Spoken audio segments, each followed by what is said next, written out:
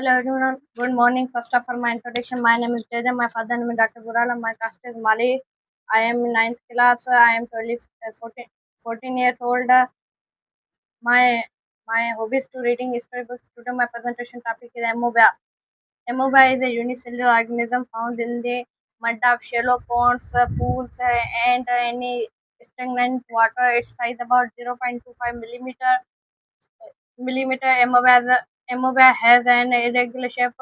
It has a cell membrane which help to movement of cytoplasm. The outer part of cytoplasm is clear and transparent. It is called ectoplasm gale, and the inner part of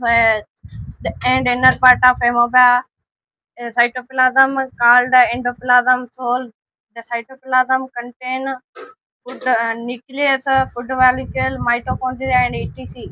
Amoeba moves by the false foot called pseudopodia. Thank you. Very good, fantastic, Mr. Jaydev, fantastic.